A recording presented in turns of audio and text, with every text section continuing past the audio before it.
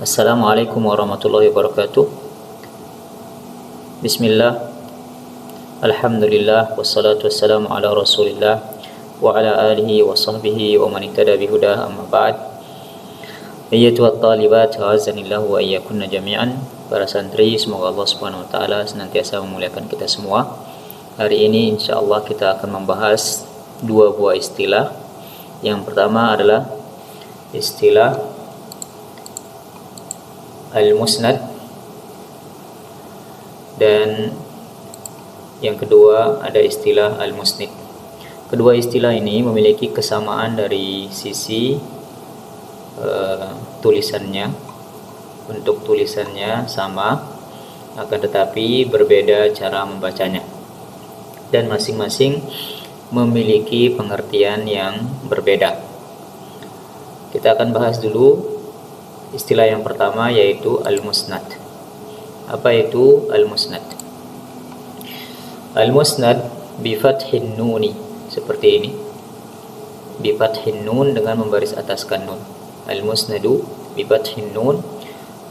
Musnad dengan membaris ataskan huruf nun. Lahu maknayan, memiliki dua arti. Ya, ini arti yang pertama, ini arti yang kedua.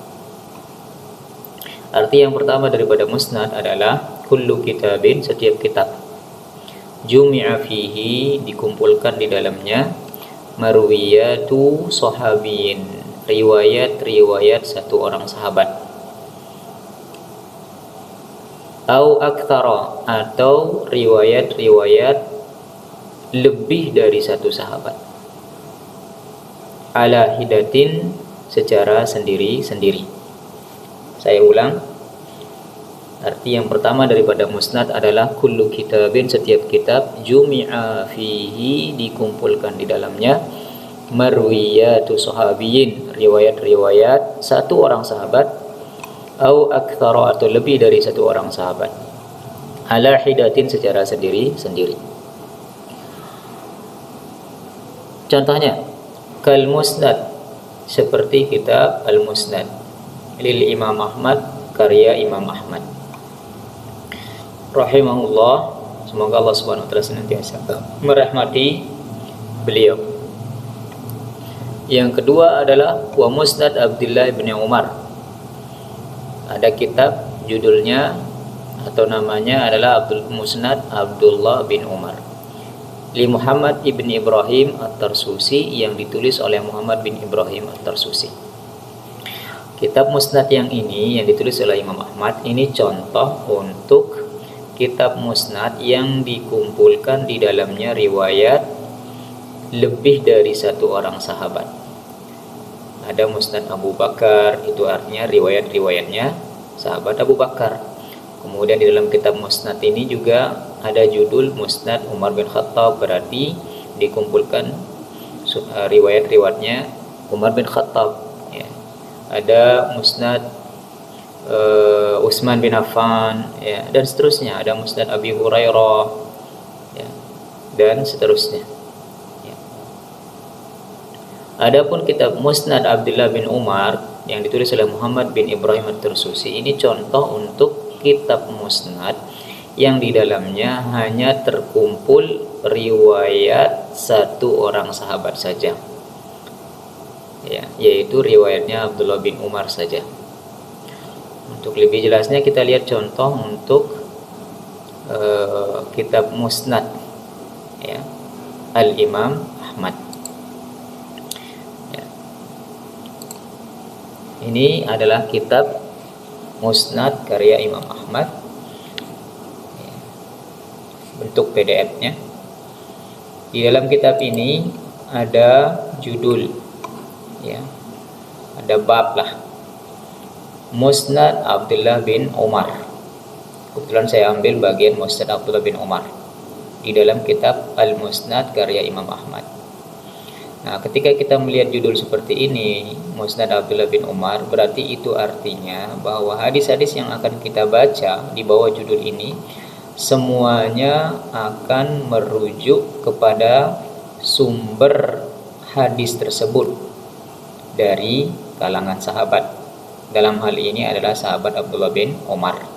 dan beliaulah yang meriwayatkan dari Rasulullah SAW. Contoh, pada hadis 4448 di sini dijelaskan, ya, disebutkan sanad daripada hadis ini. Ya, ada Abdullah bin Ahmad yang kemudian meriwayatkan dari bapaknya, kemudian bapaknya meriwayatkan dari Husaim bin Bashir, kemudian Husaim bin Bashir ini meriwayatkan dari Ubaidillah. Juga ada Abu Muawiyah yang meriwayatkan dari Ubaidillah ini, ya. Wa Abu Muawiyah akhbarana Ubaidillah. Husaim bin Bashir yang meriwayatkan dari Ubaidillah, Abu Muawiyah juga meriwayatkan dari Ubaidillah. Kemudian Ubaidillah inilah yang meriwayatkan dari Nafi', dan Nafi' inilah yang meriwayatkan dari Abdullah bin Umar. Jadi kalau kita perhatikan, ini ujung hadis, ujung daripada sanad ini adalah Abdullah bin Umar, yang dimana beliau yang meriwayatkan langsung dari Rasulullah Sallallahu Alaihi Wasallam. Kemudian disebutkan matan hadisnya seperti ini. Pada hadis dengan nomor berikutnya, yaitu 4449, ya, kalau kita baca juga sanadnya akan berujung kepada sahabat Abdullah bin Umar, ya, karena ini Musnad Abdullah bin Umar yang ada dalam kitab Al-Musnad karya Imam Ahmad.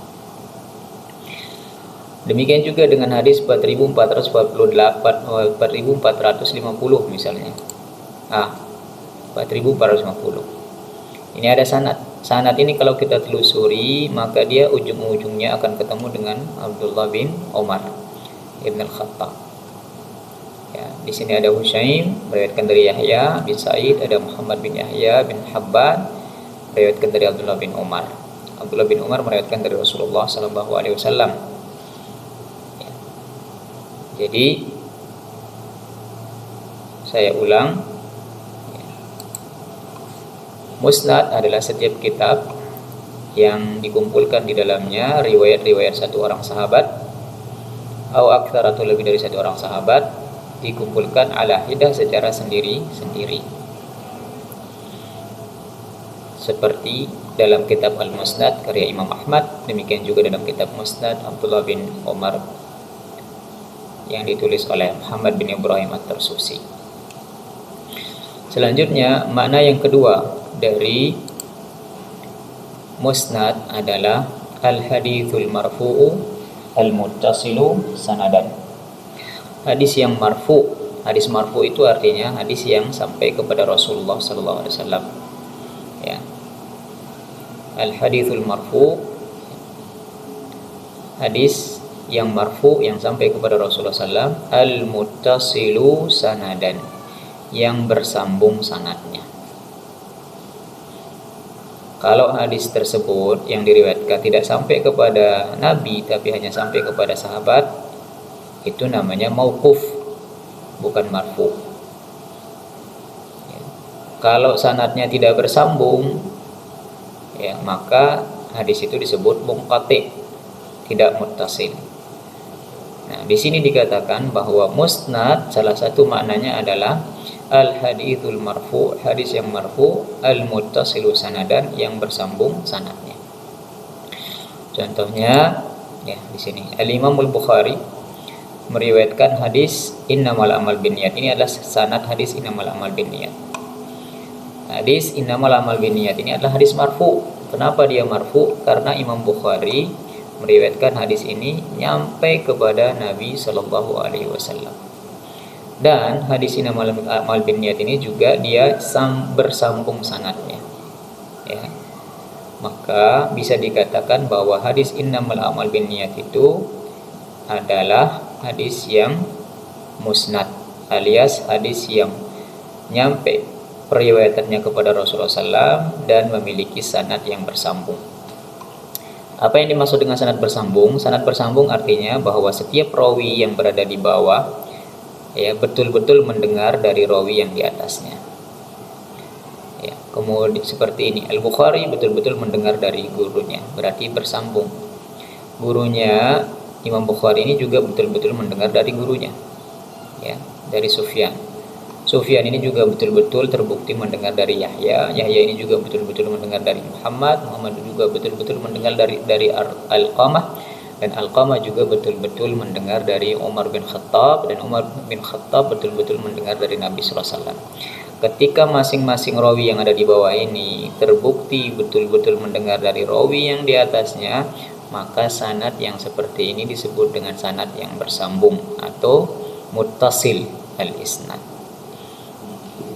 Sehingga hadis yang marfu' yang bersambung sanadnya itu disebut dengan al-musnad. Baik. Jadi makna kedua dari kata musnad adalah al-hadithul marfu'u al-muttasilu sanadan, hadis yang marfu' yang nyampe kepada Nabi yang bersambung sanadnya. Selanjutnya kita akan membahas tentang al-musnid, istilah al-musnid. Ya. Al-musnid bikasrin nun, dengan membaris bawahkan huruf nun, memiliki arti yang berbeda. Apa arti daripada musnid atau apa makna musnid?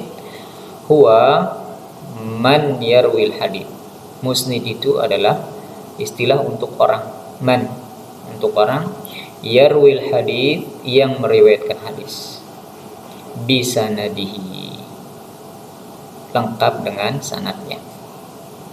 Sawa'un kana indahu ilmun bihi, sama aja apakah dia punya ilmu pengetahuan tentang hadis tersebut, ya. Aw laisa lahu, atau dia tidak punya ilmu tentang hal itu, illa mujarradur riwayah, kecuali sekedar meriwayatkan saja.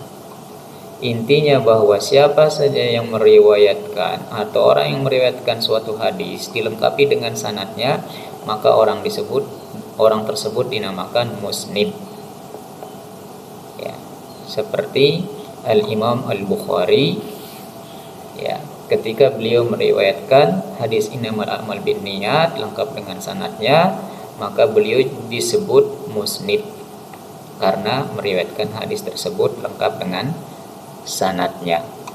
Wallahu taala alam. Untuk hari ini kita cukupkan dulu sampai di sini. Semoga bisa dipahami dan bermanfaat untuk kita.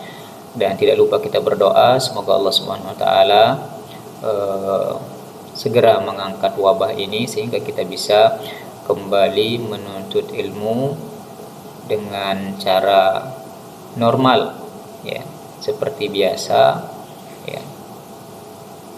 Dan semoga Allah Subhanahu wa taala menjaga kita semua dari segala bentuk mara bahaya, termasuk bahaya dari COVID-19 yang sekarang lagi mewabah. Wassallallahu ala nabiyina Muhammad wa ala alihi washabihi wasallam wa barak. Wassalamualaikum warahmatullahi wabarakatuh.